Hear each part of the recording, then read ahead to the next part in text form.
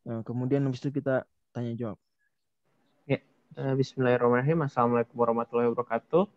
Terima Waalaikumsalam. kasih, ikhwas sekalian. Setelah tadi kita mendengarkan kitab Ma'alim At-Tanzi, hari ini kita bisa lanjut dengan tafsir Ijmali yang diisi oleh Ustaz Nur Fajri Ramadan, membahas tentang juz 21 ya Ustaz, benar? Ya. Tanpa berlama-lama, kita bisa mulai saja agar bisa efektif waktunya. Pada Ustaz, dipersilakan. Oke. Dengeran suara saya? Ya.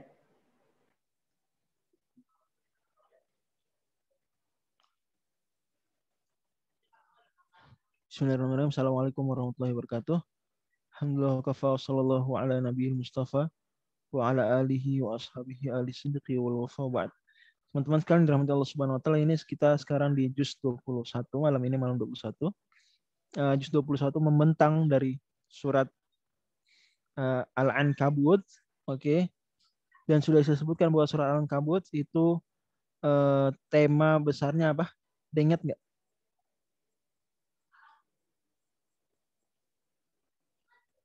Ada yang tahu nggak apa tema besar surat Al-Ankabut?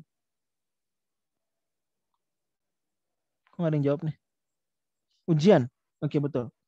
Tema besar surat Al-Ankabut ujian, fitnah. Jadi mirip seperti tema besar surat apa? Al-Kahf. Surat Al-Kahf. Malah Allah Subhanahu wa taala seperti mengisyaratkan betapa fitnah ujian Allah Subhanahu wa taala itu ribet ya, berjala-jala, berjaring-jaring, menjerat, rumit seperti apa? Seperti jaring laba-laba, seperti jaring laba-laba. Oke. Saya screen dulu.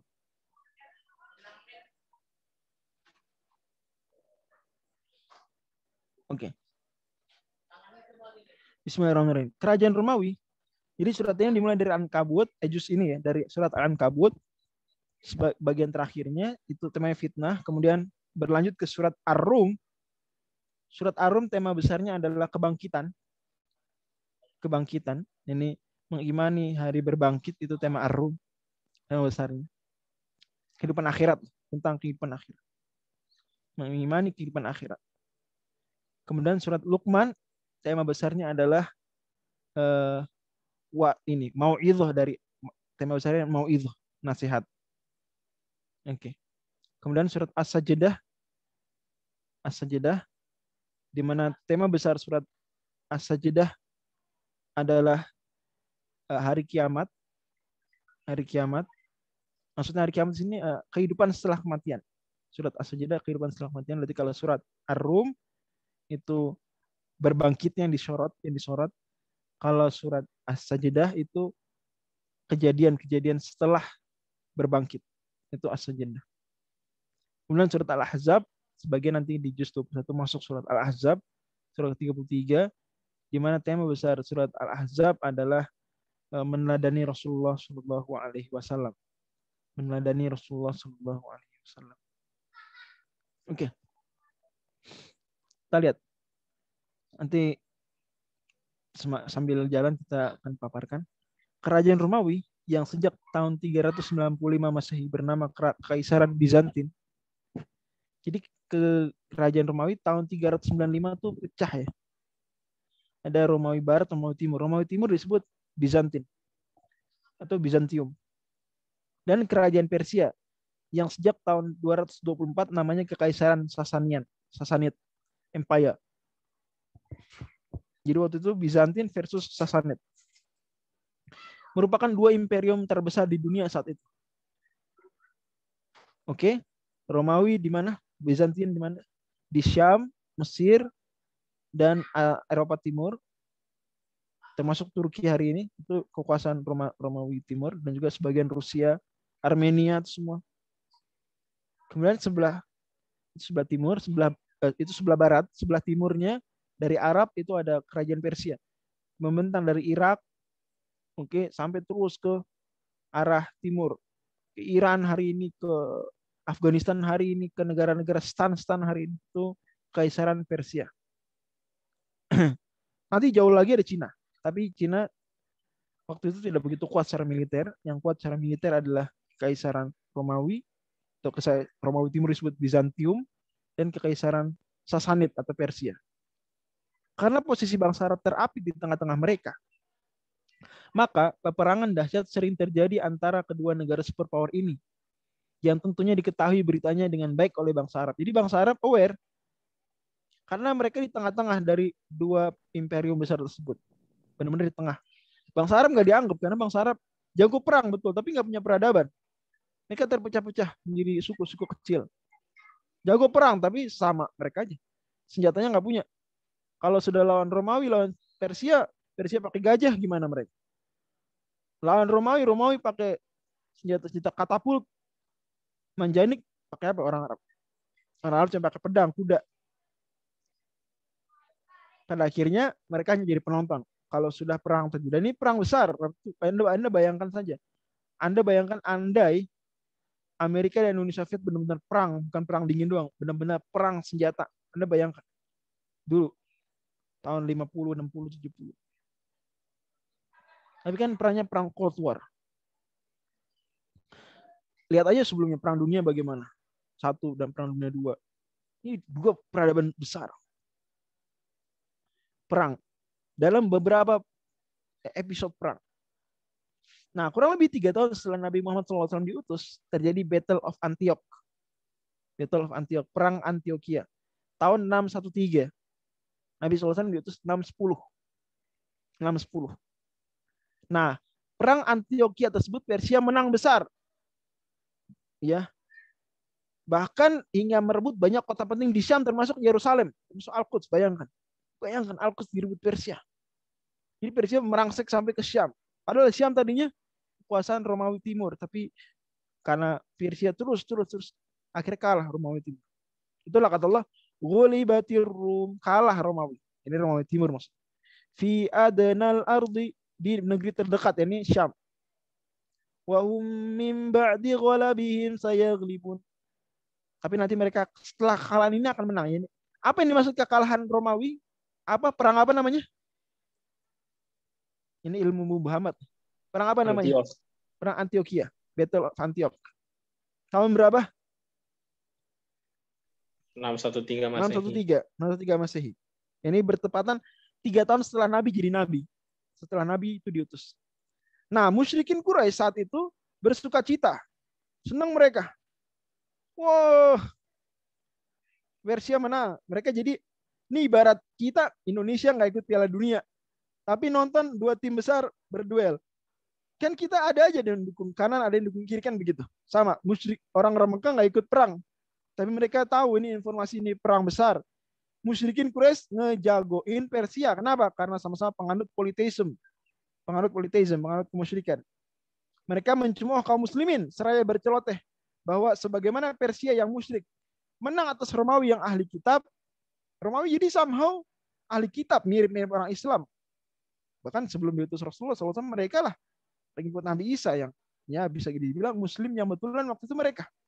Walaupun tentunya pada akhirnya ternodai dengan kemusyrikan yang mereka lakukan seperti Trinitas.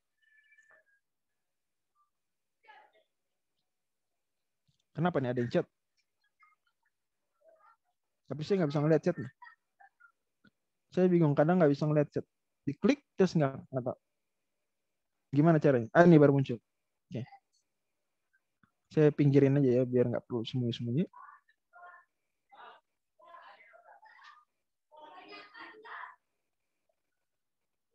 Oke. Lanjut. Kemudian kata Allah Subhanahu wa taala, ya, intinya pokoknya Quraisy bilang, kami pun akan memusnahkan kaum muslimin karena kalian sama seperti Romawi memegang kitab suci samawi. Maka di tahun itu juga Allah bilang, wa hum mim ba'di ghalabihim sayaghlibun. Mereka akan mengalahkan Persia lagi setelah mereka kalah sekarang. Kapan? Kata Allah, fi bid'i sinin, dalam bid'ah tahun. Dalam beberapa tahun. Bid'ah dalam bahasa Arab itu 3 sampai 9. 3 sampai 9. Berarti kata Allah, 3 sampai 9 tahun lagi Romawi akan balik menang, akan revenge. Benar Allah. Dan memang maha benar, dia lagi maha mengetahui. Ternyata 9 tahun berikutnya Romawi mengalahkan Persia dalam perang Auflimus. Battle of Limus tahun 622. Ini tahun 13 dakwah Islam saat Nabi SAW hijrah. Tentu nih tahun 13 ini kalau dia anggap tahun hijrah dan Masehi itu sama ya. Tapi kan in fact tahun hijrah lebih cepat. Maka itulah berarti bisa jadi 9 tahun ya. Itu ada selisih 1 tahun. Oke, maka kemungkinan berarti saat itu sudah di Madinah Nabi SAW. Dan memang demikian dalam sejarah itu rentetan kemenangan Romawi mengalahkan Persia itu Nabi SAW sedang juga di saat yang sama menang perang Badar.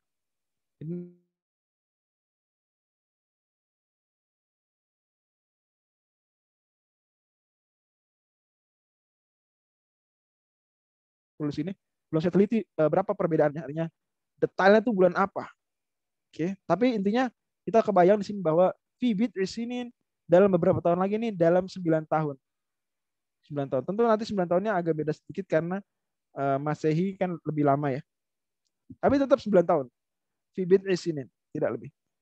Oke, jadi kita dapat jawaban bahwa kemenangan Romawi ke Persia, ngalahin Persia Revenge itu namanya perang apa? Perang of Limus.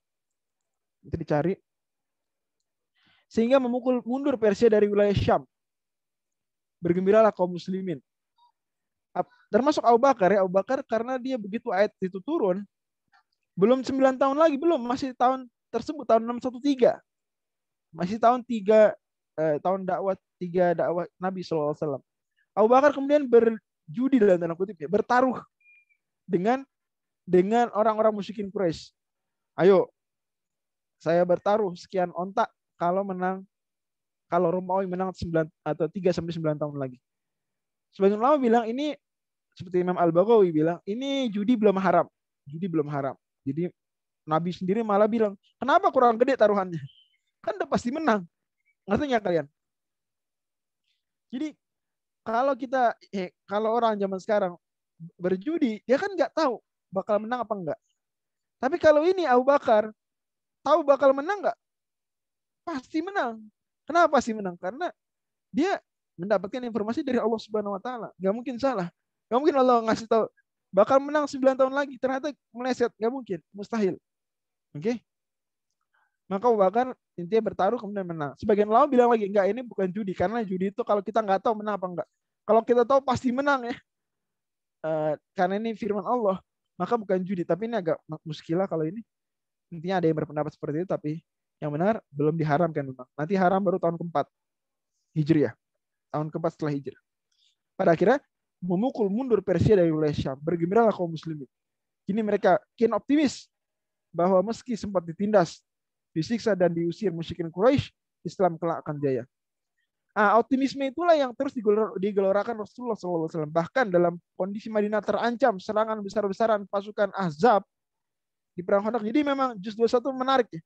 Kita dibawa settingnya tuh dari perang Bizantium lawan Sasanid menuju perang Ahzab, kaum muslimin lawan koalisi musyrikin. Oh, mantap ya. Awal juz dan akhir juz dua perang besar. Di saat penggalian parit Rasulullah SAW menariknya Rasulullah SAW menubuatkan. Jadi Nabi saat sedang menggali parit memukul batu besar, kemudian melihat cahaya. Lalu Nabi bertakbir Allahu Akbar. Sahabat bertakbir juga Allahu Akbar. Nabi pukul lagi 2 kali. Ada cahaya. Allahu Akbar, Allah. Nah, setiap kali ada cahaya Nabi menafsirkan dengan apa? Akan kita menaklukkan, membebaskan kekaisaran Bizantium. Kedua, kita akan mengalahkan kekaisaran Persia. Jadi Nabi SAW memberikan optimisme itu, dan memang benar itu adalah nubuat dari Allah. Nabi SAW akan mewujudkan. Kaum munafikin sontak menertawai sabda Nabi SAW yang terdengar di tengah mereka tersebut.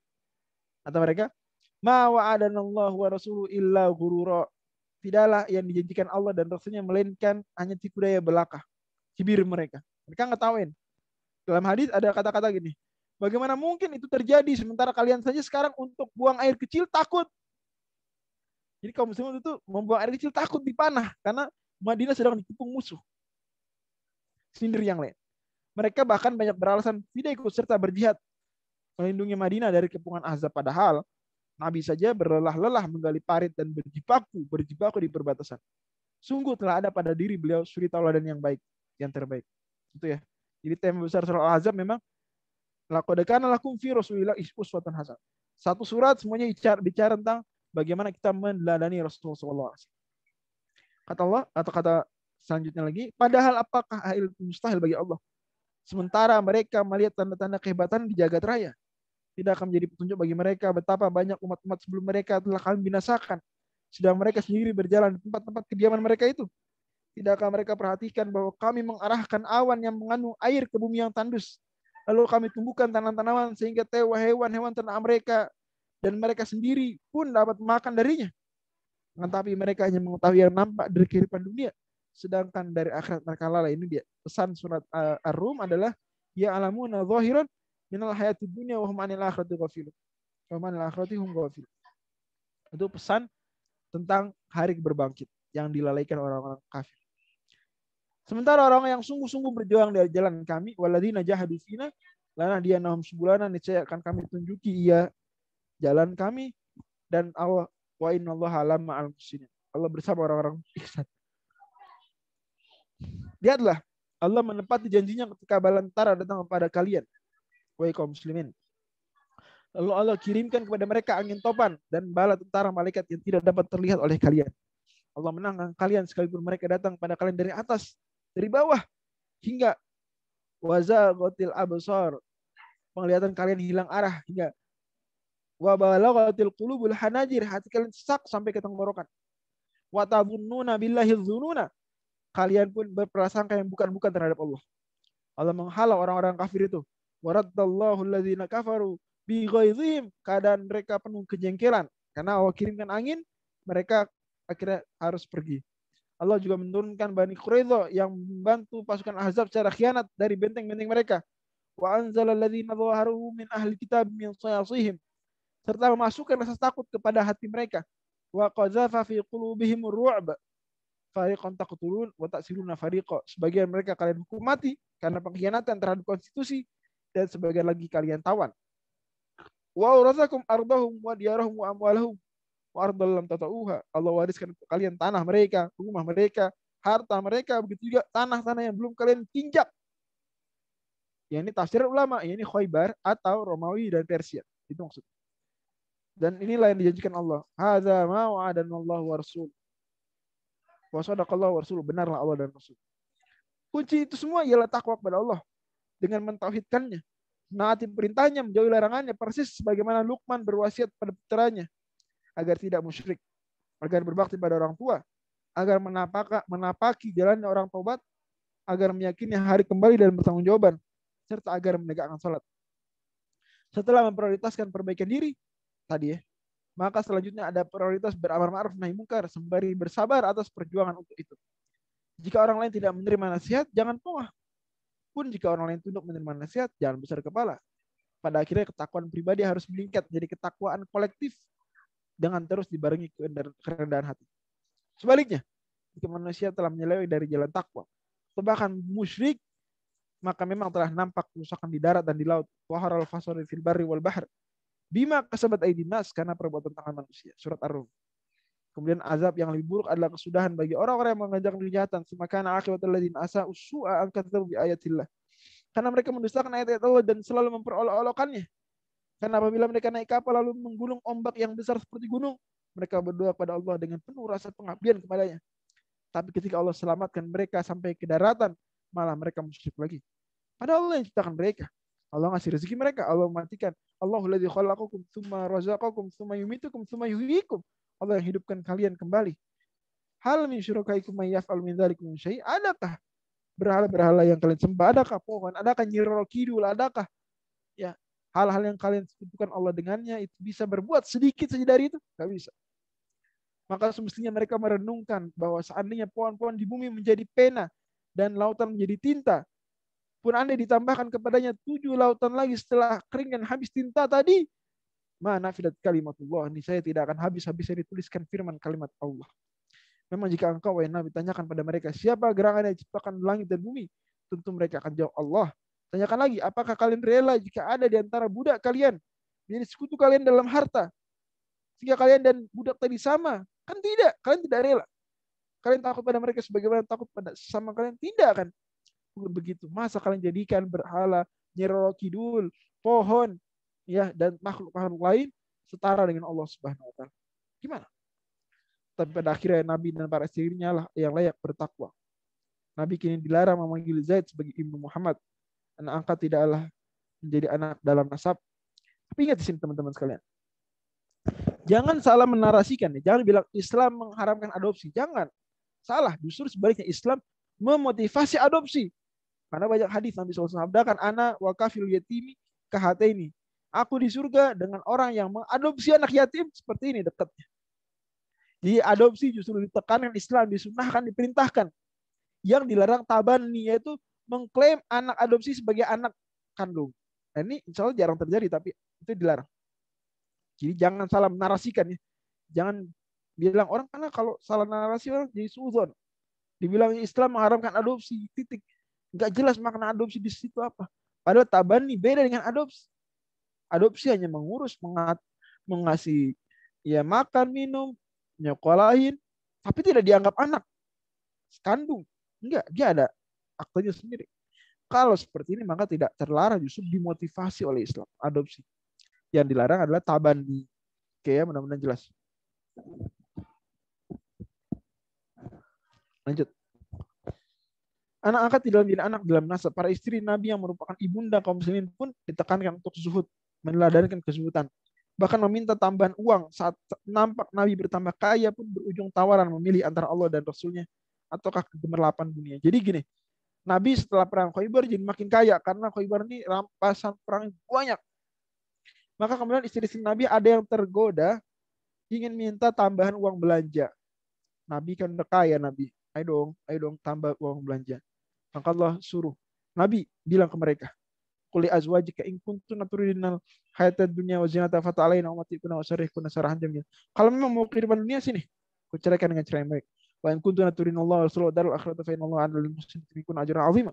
Kalau kalian ingin Allah, ingin Rasulnya, ingin akhirat, maka Allah akan janjikan pahala yang berlipat bagi orang yang baik.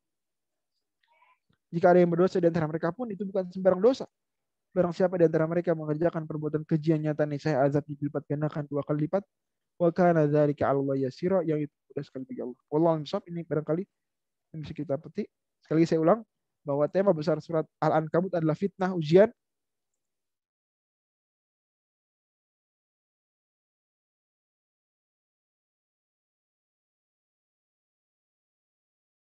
Tema besar surat Ar-Rum adalah nasihat. Tema besar surat As-Sajdah adalah kejadian hari kiamat, kejadian hari akhirat, dan tema besar surat Al-Ahzab adalah meneladani Rasulullah SAW. Allahumma shab. Saya serahkan kepada Bang Kemal untuk ada diskusi. Silakan.